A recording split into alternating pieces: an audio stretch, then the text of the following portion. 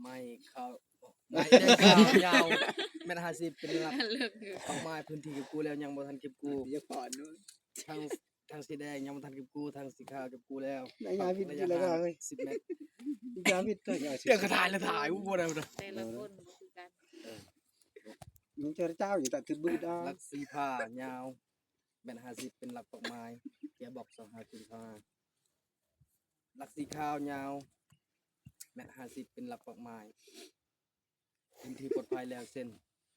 จุดบรรษาจุดปฐมบนทดสอบประกวดบนจอดรถหลักขาวหลักแดงขาวและหลักแดงขาวแดงยาวมัน50เป็นหลักปักไม้ เจนเจียว ขอบเขตสนามและ คอยทันสิ ขอบสนามและขอบเขตสนาม แล้วก็ชนะ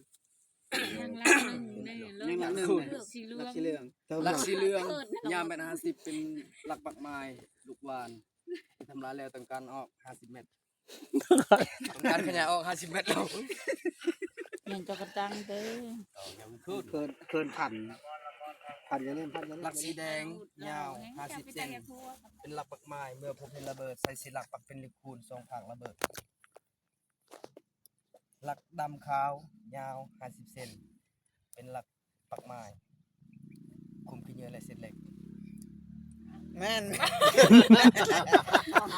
ต้นเด้อเฮ้ย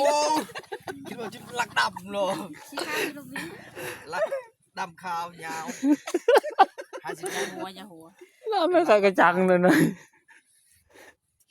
หลักปักไม้จุดเริ่มต้นของมือเรียกหลักสีเขียวยาวเป็น50เป็นหลักปักไม้เขียวสีของราทีมและผู้ช่วยหลักสีฟ้ายาว30เซนเป็นหลักปักไม้เวลาพักผ่อนปักบนขวาตลอดค่ะหลัก ยืดยาตลาดยาว30เซนเป็นหลักคุมกลหลัก LD และไม่แลบ น้องนมหลักนมหลัก ดักด เติม เคยอยู่ละหลักดำเป็นหลักปักไม้คุมขี้เหงื่อและเส้นเหล็กไม้สีขาวยาว1 เมตรเป็นไม้คุมกล LD จับ ใส่จับ